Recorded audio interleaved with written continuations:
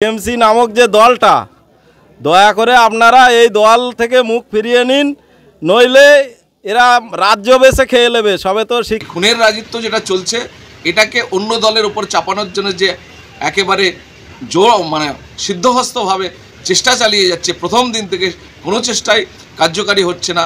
যার ফলে শেষের দিকে যে দুজন অ্যারেস্ট হয়েছে তাদেরকে বলা হচ্ছে যে তারা নাকি আইএসএফের সমর্থক বা আইএসএফের লোক হিসাবে চালিয়ে দেওয়ার চেষ্টা চলছে। আমরা খোঁজখবর নিয়ে দেখেছি দূর দূরান্তে তাদের কোনো আইএসএফের সঙ্গে যোগসাজশ কোনোভাবেই নেই। আইএসএফরা কেসের ভয় করে না, আর কেসের ভয় করলে আইএসএফরা আজ এই জায়গায় আসতো না।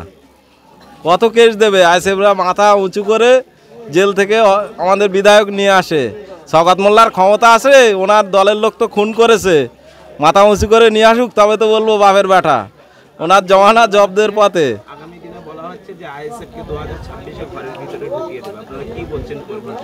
শওকত মোল্লা মানে ওনার পায়ের তলা থেকে মাটি সরে গেছে।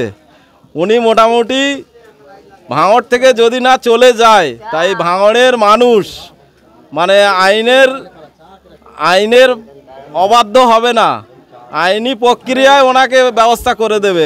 আইএসএফের মানুষদের ঘরে ঢোকানো, সে ব্যবস্থা ওনার জন্য হবে। বাইরে থেকে লোকজন নিয়ে এসে যে ভাঙড়ের মধ্যে অশান্তি পাকানো হচ্ছে, বাইরের যে সমস্ত লোকজন আছে তাদের উদ্দেশ্যে কি বার্তা?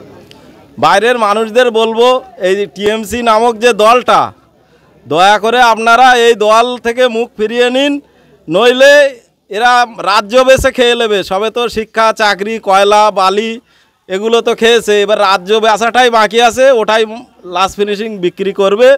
এখনও টাইম আছে বাঁচানোর, যদি বাঁচাতে চায় তাহলে ওই টিএমসি নামক দলটাই বাদ দিক। এত রাত্রে এত মানুষের সমাগম আপনার বাড়িতে, মহিলা থেকে নিয়ে পুরুষ থেকে নিয়ে বাচ্চা থেকে নিয়ে, কতটা আপনি খুশি? আমি তো খুবই খুশি। আমাদের কবরস্থান, মসজিদ, ঈদগাহ যে ওয়াকাফ সম্পত্তি, সেই ওয়াকাফ সম্পত্তি নিয়ে সাধারণ একটা ছেলে মানে চাষবাস করে, এই কি দলটার আইএসএফ দলকে ভালোবাসে, বড় ভাইজানের যে আন্দোলন ডেকেছিল তাতে সামিল হয়েছে, সামিল হওয়ার জন্য ওনাকে জেল খাটিয়েছে। মুখ্যমন্ত্রী মমতা বন্দ্যোপাধ্যায় বলছেন যে ওয়াকাফ আন্দোলন করতে হলে দিল্লি চলে যাবে। আপনারা এখানে আন্দোলন কি দিল্লি করতে যাবেন না বাংলায় আপনারা আন্দোলন করে? ওই ভাওতাবাজি মুখ্যমন্ত্রীর কথা কি বলবো বলুন তো, মানে ওনার কখন কোন কথা বলে, ব্রেন খারাপ, মানে মানসিক পেশেন্ট। ওনার বিষয়ে না বলাটাই ভালো হবে, কিন্তু রাজ্যের মুখ্যমন্ত্রী তো, আমাদের মুখ্যমন্ত্রী না বলেও থাকতে পারিনি। উনি মানে যা করতে লেগেছে, পশ্চিমবাংলার হাল বাংলাদেশের মতো করতে চাচ্ছে, তো ওনার মোটামুটি সেটাই হবে সম্ভবত।